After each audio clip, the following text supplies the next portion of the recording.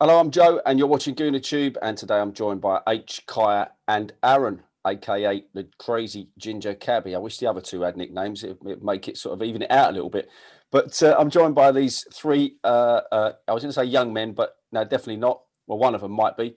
And we're going to be talking today about the Arsenal season so far and how things are going, how we feel that things are going for Arsenal uh, this season. Now, there's only 8 games been played, and it's been a bit of a up and down sort of season so far. And I know that opinions have been varied when I have spoken to these guys, and it's going to be interesting to get their take on things. About the season so far. So I'm going to start with you, H, because you were first into the room today, and that's it's nice because I think me and you, when we used to play football, we were always one of the first people to get to the little cafe in Camden Town when we used to play. So I'm going to come to you first. Generally, how do you feel the season's going, and how do you think Arteta is doing as a manager this season? Okay, I know everything is going to be skewed by our last game. So we got absolutely smashed by Villa. And that's what everyone was remembering. But I kind of think that the season's not been too bad. What I'm comparing that to is where we were when Arteta took over. I mean, we were terrible. We were getting ripped apart regularly. We had no defence. We were all over the place. There was unrest in the sides. I think he's come in, he's shored it up at the back. We've stood there and we've challenged against the bigger sides. He has a problem. It's still a work in progress. We need to sort out going forward. We need to score more goals, obviously, but I think he's doing okay. I think we've started off all right. It's a big challenge he's got. There's a lot to turn around. The club's not where we were, and we've got to remember that. That's what I think.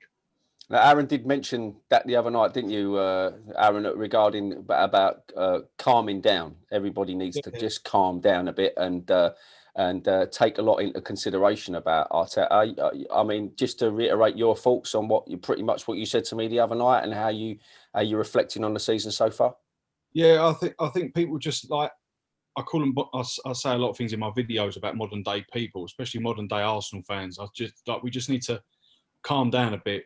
Like the Invincibles is so far in the past. We can't think that it's going to happen overnight. And I said to you about Liverpool.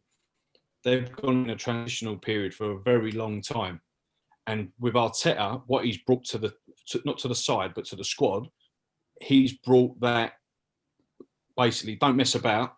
Like everyone deserves a second chance, like Xhaka and things like that. And he was taking his chance a little bit. I just think people need to take into consideration that under Emery, there was no plan. There was nothing there. The players that he had under his wing, weren't necessarily his, but he was trying to play a certain type of football. He buggered up a PSG under it. Do you know what I mean? He tried to implement a system where it weren't working with the certain players, but he let too many big name players get away with murder. And I think he done that at Arsenal. And I just think Arteta's come in and he's not taking any crap off of anybody. And I think we just need to buy into the philosophy of this is what he wants to do. None of this, we haven't qualified for the top 4 again. Let's now get rid of him and get someone else. And we just need to calm down, relax a little bit, let him get his players in after a few transfer windows, and then we'll know where we're at. That's what I think. Okay, so now to rock the boat, we've got Kaya, who's probably going to say something completely opposite. No, I'm not going to do that. I agree. Are you going to agree?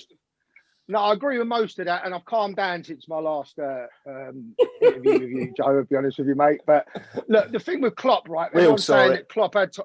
I know. A little bit cringe. But no, that's all right. Don't worry. You had a couple of beers. What's the matter with you? Well, I haven't had a couple of beers this morning, mate. Oh, all right. For sure. But anyway, so like the thing with Klopp, correct me if I'm wrong, did Liverpool qualify for the top 4 in his first season? Everyone's saying it had to take him 3 or 4 years to get the team he wants.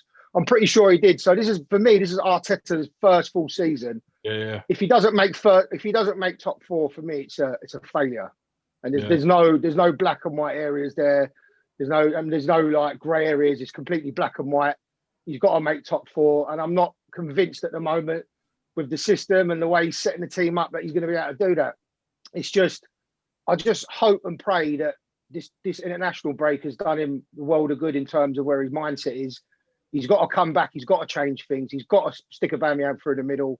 And he's just got to change the system, and he's got to understand that it's okay to make mistakes. He's a young manager. As long as you learn from them and you implement different strategies moving forward, then it's fine. What Aaron said there is bang on. He's come in. He's told players he's not taking any shit from anyone anymore, which is fine. Which Emery, I can imagine he was walking all over Emery the last lot. So that's good, and he's created some sort of stability there. Now you've got to build on it. Now you've got to make sure we take that forward and start pummeling teams. When was the last time we pummeled a team? Fulham. The rest of the season's just been squeeze after squeeze. And, it's okay saying we're moving in the right direction, but it's kind of a little bit, it's a very, very slight curve up for me, and not as much as I'd like. Sorry, Kai. I do know it's the attitude of the players. For me, I just think they seem a little bit more in tune with what the manager wants them to do. But I understand with regards to saying it's Arteta's first full season, and I would say top 4 is an absolute must. And I do agree with that. I just think that the players just need to buy in the philosophy, listen to what he wants you to do. But if the players ain't good enough, it's not Arteta's fault. But then it's like people could turn it around and say, well, if you ain't good enough to implement it into your players, are you a good enough coach? Like he obviously highly regarded in City, and Man City have gone a bit of a, not because of Arteta, but maybe, I don't know, a bit on the wayside a little bit. And like even players there, like Carl Walker, I saw an interview with him. He mentioned that how highly regarded Arteta is amongst it. Do you know what I mean? So I just think our players just need to jump on board, listen to what he wants, and do as you're fucking told. Basically, don't be such prima donnas. But I do agree with what you're saying. Yes, but are we looking at a situation where you think he's going to get as much time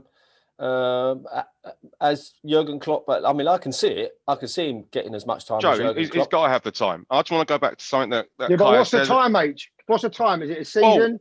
I want to come back to you on that. It's like you're talking about top 4 as a must. Both you guys were saying that. Look at the competitive set. It's fucking tough out there.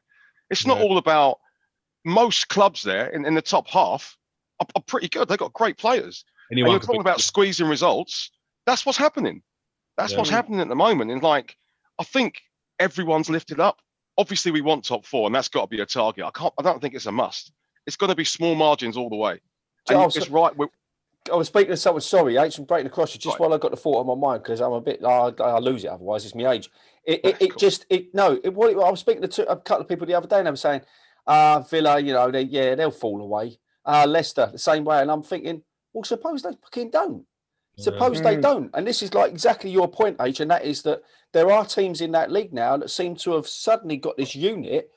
And look at Leicester when they won the league.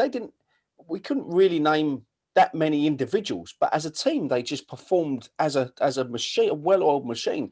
A few teams had a bad season by their standards that year, and Leicester nipped in on the blind side and did what they did. They just kept pumping away at what they needed to do. But Joe, they knew what they were doing, though. They knew they were a counter-attacking side. Mahrez, Vardy with their pace, their super subs that come on. They knew what they were doing. I don't believe at the moment with the current system, Aubameyang really knows what he's doing. But you can play them out. They knew their job. They knew what they were doing. Everyone in their position knew exactly what they were doing. In our team now, no one knows what Saka's supposed to do. Is Saka supposed to support Aubameyang, or is he supposed to drop and support Tierney? Is he allowed to go forward or not, or is he supposed to sit there banked in a back three? What's Aubameyang supposed to do? Is he supposed to come back and help, or is he supposed to be the first port of call if the ball breaks? I don't believe the players really know what they're doing right now, and that's got to come from the manager. It's nowhere else. And I just feel like maybe he's giving his instructions over, and they're just getting lost in translation on the pitch somehow. Kaya, mate, I kind of think the opposite of that. I know it may look like that, but I think Arteta's gone in and he's given them strict instructions of what to do. And I think that's why the formations, the players are in different positions. They're in different places. It's not what we expect. It's not what you'd normally expect from a side. So I think that's what's happening. He seems so controlling, and that this is how he's telling us to play. So it's basically like, okay, we're going to be a solid unit. If I'm playing 3 at the back, sometimes Tierney's going to come away a bit. Saka, you're a wing back, but I want you to be pushing up. Aubameyang, you're playing out on the left. And this is maybe how he wants them to play for now. I think he needs to try and change it up. It's wrong. Maybe they have to accept it or whatever. But I think long term, I do think that Tierney should be playing where Saka's playing. Tierney 100%. is being restricted being where he is. But Arteta obviously sees something in training that his distribution's good, his energy's good, he's a better defender than Saka, hence the reason why he wants that stability maybe there as a free. He wants to play the free, but we're going to have to wait till January till he probably gets in another centre-half to have. I think he's going to go Gabriel, Holding, and maybe try and get somebody else in. Because I don't think he trusts anyone else. Hence the reason why Gabriel's there with Tierney and Holding. Do you know what I mean? Callum Chambers coming back as well. Callum Chambers might slot in there. You never know. But he also likes Luiz, doesn't he? He likes David Luiz. He likes his distribution. What about Pablo Mari? Pablo Mari. True. Which really makes you wonder regarding Saliba because we were all I forgot about him. It's because the whole of last season we're all going, come on, because we've got Saliba coming in next year. He's gonna help to change things and yet he hasn't featured. Nobody really knows why. Well, we kind of know why he hasn't featured, but we don't know the ins and outs of it deeply. Do you know what? Gabriel come in and done what we thought Saliba was going to do. Exactly that. But then Saliba's partner, who he played with, is now playing for Leicester and did a bloody good job on us. No, he's flying for them. That's the weird thing with Saliba. What is going on? Yeah. What is going on with him? I think they tried to put him out on loan. Have you seen him? He's an absolute beast. Yeah. He's massive. He's a big, solid defender. And he looked pretty good last season. As we know, I think most of us know, is that obviously he lost his mum at the start of that's right. He did, yeah. And obviously being a young fella, being in another country, it might have completely buggered his mental state of mind. But after a while, I think a lot of professional clubs will come to a point where it's just like, right, you need to pick your pants up a little bit now and like, where are we going with you? Because if you're still in that same mindset as you were back then, either wrap people around him that are going to look after him or just sell him and let him go back to France and let him be happy with his family. You know, you can't. But us Arsenal fans are going to be like, "What the fuck's going on with Saliba? Why is he not playing?" We don't know. Do you know what I mean? Yeah. It's interesting you should say that, Aaron, because we're going to be introducing another person on GoonerTube to do reviews for us, and he's actually based in Jamaica. He's a Jamaican Arsenal supporter, and he informs me that Jamaica is made up of mostly Arsenal and Man United supporters. And also some Chelsea and some Liverpool. He said, but you don't see any Spurs shirts, which is fantastic. So that's really, really nice. Yes. But he did say, just to follow on from what you were saying there, he did say that, and you were talking about Saliba's state of mind, and he did say that what he feels Arteta is doing, and he spoke really well, and he said what he feels Arteta is doing is getting in players who are really strong mentally. And you look at the likes of what he's brought in. He knows that Gabriel, and he knows that. Hang on. There you go. He knows that Gabriel, and he knows that Joe, you take your medication this morning. Yeah. Did I repeat myself? He knows that. Piss off. He knows that. Go on, Joe, you can do it. Do you know what? I suddenly get. Yeah. I'll go over there. You know what happened? A message came up on the screen there, so I had to get rid of it a bit quick. Yeah, so I can't do too many things at once. You know what it's like. So so he's saying that the mental state of players that Arteta is buying in seems to be one of the main things that Arteta wants. Hence, Partey and Gabriel. He said, I don't know if you noticed, but both those players, you wouldn't know if they were having a good day or a bad day. When they get across that line and they start playing, they do what they need to do. That's why he started picking up on players like Pepe, who seem weak-minded, who seem like they have to be happy and they have to have things going on to keep them happy in playing. That's why they have this very up and down kind of the way they play. They go missing. But Partey, Gabriel, why do you keep picking fucking Lacazette then? Right. Please. So I was going to please explain that to me, because Lacazette sulks, he fucking moans, he whinges. He's rolling his eyes every 2 seconds. Geezer does my nutting. You beat me to it. Explain that then. So I was just coming on to say, so how do we solve a problem like Lacazette? I said it right, didn't I? Really? I'm losing the plot today, but maybe I got it right, inadvertently got it right. You know, Freudian slip and all that. So how do you solve a problem like what seems to be at the moment? Lacazette, Aitch can take this one. He's a Lacazette fan, isn't you, Aitch? I am, but okay. So Kaya, I know his petulance, his rolling around, his sulking. that's come into his game. You know, when he first came to the club, he wasn't like that. That No. came and that started last season, maybe the season before. And I used to watch it and I'd be like, what the fuck are you doing? He'd like get tapped, he'd scream, roll around on the ground, get booked for silly things. I kind of think it's his confidence. Ever since he had that injury at the beginning of the season, a couple of seasons back, he's just not been the same player. And I like what he brings to the team. I like the fact that he can hold the ball up, bring other players in. That's how we used to play.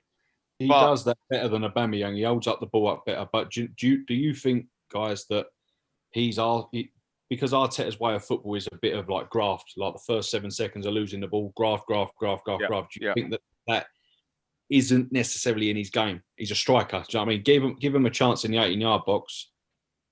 You'd like to think he'd be able to take it, or at least go on target. But I don't think going across from one end of the pitch to the other to close down the centre half and then go back the other way to go and do exactly the same thing. I don't think that's what he is. I don't think he's got that in 90 minutes. So when it gets to 70 minutes, 75, and he's blowing out of his arse, it's like Lacazette looks miserable. I don't think that's in his game. Okay, no. So I'll put it to you, Aaron. Mario, the Jamaican guy we're going to be bringing on and doing reviews, he made a really good point about his observation about Lacazette. And he said to me that you watch Aubameyang when he strikes the ball and when he plays the ball, if he scores goals, he doesn't necessarily score perfect goals all the time, but he's able to score from angles, even if he's kind of half falling over or he's being tripped up or he's got his back or his side or whatever like that. He seems to be able to score goals, a bit like Henry used to be able to do. But Lacazette, he finds, it seems to him, Lacazette has to be in the right bodily position to score. He said, because he gets himself out of position slightly, it's as if he fluffs it. And he fluffs more than he scores in that sort of situation. What do you think about that observation? Yeah, I do. I mean, agree with that. Yeah, sorry. No, it's everybody's on it. No, I do agree with that. I do agree with that because, you know, as Aaron said a minute ago, and as what's his name, Mario, right? He's a fox in a box type striker. This system doesn't work for Lacazette. He doesn't have the silky touch of a Firmino or someone else who holds the line like that. Even Ollie Watkins the other day, as I said in my video, can hold the ball off, pop it off left, right, either way. Lacazette I feel like he's playing in 7th gear. And every time he gets the ball, it's just, it's an effort. It's a fucking almighty effort to get the ball and just pop it back 6 yards to the midfielder. Kaya, you can't forget that a couple of seasons ago, he was our player of the season. No, he was doing that similar a couple of seasons ago. I just think his confidence is gone. I think at the moment, what you're saying is right about Lacazette. Take him out. Take him out of the team. I would give Nketiah a go. Why not? Do you know what made me sick against Villa, though? What made me sick was when Tierney went down the line and put that ball in, it was perfect. And he was in the perfect position, just on his head. And I was like, come on, Lacazette, get that. Bit of confidence back. We're back in the game. And that was awful. As a striker, you've got to be hit. You'd have scored damn right I would have scored that. Fucking hell, mate. Joe, even you would have scored that. I don't go that far, Kaya. I don't know. I was good at stopping them rather than scoring them. Yeah. I got better as I went along. All jokes aside, if I see his name on the team sheet against Leeds, then that's alarm bells for me. That means that Arteta is more stubborn than we'd like to think he is, and because you know the whole world's crying for it. I think he might start in Nketiah because obviously he was there on loan, wasn't he? So I think a little bit of a psychological like mind game type. Maybe. But with Bielsa, for me, Bielsa is a lot of people that don't know about him should know about him. He's believable, but I just think that Arteta might throw a little bit of spanner in the works and be like, Nketiah, go and start up top, or he might even throw in like Willock and then shove Aubameyang up top. Do you know what I mean? Because he wants a lot of his players, especially his forward players, to be able to go across the line. So anyone can slip in. So Aubameyang can go central, left or right. Same with Nketiah. Lacazette, probably not so much, but he would put a shift in. Like Wiltord used to do. When Wiltord was here and we had him as a striker, he played a lot out on the right. To accommodate Bergkamp going through the middle and Henry from the left. It's like Wiltord played a lot on the right. And I think that's what Lacazette is a little bit sort of like that, but Wiltord, listen, won us the league at Old Trafford, can't compare. He's like a poor man's Wiltord, though, Aaron, isn't he? At the moment, I would say poor man's Gervinho at the minute. Oh no, that's Pepe. Sorry, Pepe. Yeah, no, but Lacazette scored a fantastic goal against Tottenham. You know when he kind of he kind of took. Do you remember that goal when he kind of he took the ball was high, managed to control it, and all of these 4 or 5 touches were perfect, and then he smashes it in. That Lacazette for me, I don't know if it'll ever come back. That footballer. So I think you just need to take him out, play him in the Europa League, play Dundalk away and let him get a hat trick, and then hopefully we'll rediscover some of that form. But confidence, because look at Aubameyang. People will say, since he signed his contract, go shove an owl up your arsehole. Thank you. He ain't the same as Ozil. Don't even fucking put him in the same bracket mentally as that prick, right? Aubameyang, shove him down the middle, and then he will naturally pull left like Henry used to do. Yes. Start him up, he'll pull left and then cut him because he knows his natural position will be down the centre. Aubameyang will start scoring goals again. So everyone, I just kind of think that I've said it before, but he can still score goals from that left side. I think Arteta wants his striker to hold the ball out, and that's not Aubameyang's game. He's on the last man. He's always and he can do that from the left, I think. And I think that the reason that he's not doing well at the moment is because he's not getting the service. We haven't got the creativity in the midfield. We're not getting the ball up to him. We're not attacking in numbers, H. Yeah. Everyone's banked, and when the ball breaks, 2 or 3 of them are just almost left on their own. Willock's not a bad shout because Willock makes those runs forward. Yeah. None of our midfielders really tend to do that. Like pivot in the middle is like again, like Tony Adams said in an interview on Sky, he said about maybe bringing Ozil back in at some point because he can be that link. And now we've got, as he was saying, Partey in there who's got the legs to be going fuck this, that, and the other. Yeah. That mentally for Ozil would be like, well, I don't have to go and run over there for no fucking reason. I don't have to go and run over there for no reason. You just stay where you are, and then Partey does all this mopping up, and then it's like, right, give it to you, and on we go. So what about players? We're obviously talking about players. We're talking about the team. If we're going to finish up on anything here, I'd like to find out from each of you who you feel so far this season, even if you want to count the back end of last season, because obviously we had such a small gap in between last season and this season, who you feel that one player each who's underperformed for you and one who you think is performing well and has got the potential to go on and become, one of our best players during this season. H, I'll start with you as you was first into the room today. So who do you feel has underperformed and who do you feel is a player that you can really trust this season to go on and carry on in the way they started? For me, underperforming, I'd have to say William. He's come into the side. I was expecting so much more from him. He knows the league. He's come in. I'll expect him just to, kick off running, just start off well. I thought he'd come in and really make a difference to us. And apart from that first game, he's been pretty anonymous. He's not really doing much. So underperforming for me, William. Performing, our star this season so far is Gabriel. Gabriel's come into a new country. He's come into that defence that was leaking. He's just looked head and shoulders above everyone. His size, his like dominance in the air, his defending, and he's going to be an Arsenal star. I just love what he's done. So yeah, they're my two.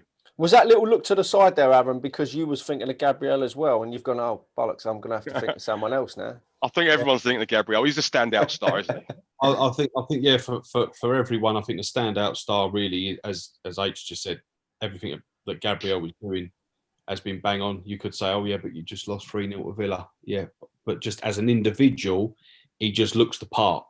I just hope that we get the best years out of him. Hopefully it's not going to be one of those where he's going to be farmed off to Man City like for £75 million or whatever. I hope if I was to pick my player that I really love and I think is going to be future Arsenal captain, it's Tierney. Play him in the right position. I think Tierney's going to go on to be a legend. And that fucking word gets thrown around far too easily. But I just think there's something about him that mentally he's just in with it, And I think he's one of those players that would want to be coached as well. Like he wants to listen, he wants to learn, he just wants to get better and better and better. He's already a fucking really good player, but I just think he will get better. The disappointing for me is Pepe. I just wanted a little bit more from him, considering that we are spunking the best part of £70 million on him. I know it's over like installments and whatnot, but eventually we will be paying out that money. And I just think he just lacks a little bit of, I don't know, a stick up his arse. I just think he just needs to perform a little bit better. Don't use it as an excuse. Just on the end, just to tag on the end of that, then, do you think getting a good run in the team would change that, or do you think he just needs to become a little bit stronger mentally? I think mentally, I think some players. I mean, you see over the summer periods. I mean, I know that the window of opportunity was minimal, but you look at like when Theo Walcott was sort of progressing in the sense that he stocked up a little bit. I mean, and he got a little bit sort of stronger because he had to, because he had a bit of a weak shoulder injury like continuously, but he bulked up a little bit. Oxlade-Chamberlain was the same. And I just think with Pepe, he's just a skinny run. He runs at players. He gets pushed off the ball so easily. And it's like his balance is all his left peg. Yeah, it looks beautiful and it looks fucking great on YouTube in the French league. Yeah, it looks wonderful because their defenders ultimately are shit. When you come into the Prem, it's a different kettle of fish. He gets the slightest touch and he's going over, and it's so frustrating that I just expect a little bit more from him. I think physically and mentally. Okay, that's fair enough. So we've got Willian, we've got Pepe. Kyle, I'll come to you. Player that you felt was really underperformed. I'm sure you've got more than one, but if you can... there's no guesses to what I'm going to say, what name I'm going to come out of is fucking Lacazette, right? Is obviously underperforming. Another thing as well, I feel sorry for Ainsley Maitland-Niles as well. I want to give him a mention, We held on to him, Gareth Southgate put him in the England squad. We held on to him till just after the transfer window. He was in the side, performing really well, goes and performs well for England. As soon as the transfer window closes and interest from Wolves dies down, he fucking gets left on the bench. It's out of order. I think if you're going to play a wing back, I would rather Maitland-Niles play in that position than Saka. Sorry, I would. I think he's better going backwards. I'd like to give a special mention, not a special mention, but I think Bellerin's overperforming at the moment in some matches. I know not everyone's going to agree with that. A lot of people think he's shit, but I think 80 to 90% of the games, he's overperformed. He nearly got sold to PSG. I'm glad he didn't. Yeah, to be honest with you. You would have driven him there. I know a lot of people say that. But you're not his biggest fan, are you, Aaron? No, I think he's played really, really well in a lot of the games this season. I think he's made a difference up that right-hand side. So I think, he's performed well. Obviously, Gabriel's the obvious one, and underperforming is Lacazette. But my biggest one who's overperforming, who's shocked everyone, is my boy, the Egyptian Pirlo. Thanks for that one, Aaron, by the way. I think El Nenny's been fantastic, and I'm not going to point a finger at him for the Villa result. Everyone was shit that day, so you can't really start pointing a finger at him. But more often than not, I think he's way overperformed. That clip of him running around at Old Trafford. I was just about to say that, Kai. I was just about to say that. That was so good. Everyone else should watch that clip and go, that's how we got to perform for the rest of the season. That clip should encapsulate what we do for the rest of the season. And the whole width of the pitch, that was amazing. And he won the throw-in. Yeah. And I don't think it was mentioned enough. You saw it on Twitter here and there. But it's not. Come on, it's not going to be mentioned enough because at the minute it's just Arsenal. We ain't the flavour of the month. If it was fucking John Henderson doing that and doing all that, everyone would be fucking wanking in the sock about it. It's ridiculous. He needs an MBE. He needs to be a Sir. He's won the fucking league with Liverpool. Eat shit. But because it's Arsenal and he's an Egyptian Pirlo, he ain't getting the record. Pirlo couldn't run like that. No. If you'd have come over Hackney Marshes about 25 years ago, you'd have seen me running like that in the 91st minute, without a doubt. With a load of pack of Raban gear on your back. And the ground weren't as nice as Old Trafford, so there. All right. So on that note, I'm not going to tell you mine because you've all pretty much covered what I was thinking anyway. But I'm here to get your opinions. You're not here to get mine. I'm just here to host it and make you look good. So thanks very much for joining me today, Aitch, Kaya and Aaron, aka the Crazy Ginger Cabbie. And we'll hopefully pick this one up maybe during the week before the international break. We'll possibly be doing another Zoom. In fact, we will be doing another Zoom and maybe picking up where we left off with this conversation, because I think we could possibly go on all day with this one. There's lots more to talk about, even though it's only been 8 games this season. But, this is Arsenal we're talking about, and there's always things to talk about when it comes to Arsenal. They wind you up, they build you up, and they send you back down again just as fast. I always said there's always something shit coming round the corner when it's Arsenal, and they've not let us down this season so far. But look, hey, we stay strong as Arsenal supporters, and we keep supporting them regardless. So thanks, boys. Thanks for joining me today, and we will see each other very, very soon. Hopefully, doing another one during the week if you can all make it. If you haven't already, go and hit that subscribe button, smash that like button and the notification bell. It means you'll never miss another bit of content here at GoonerTube. Thanks for watching, and we'll catch you next time. Cheers, boys. See you soon. Thanks. Cheers, Joe. You've got to get one in at the end there, ain't you?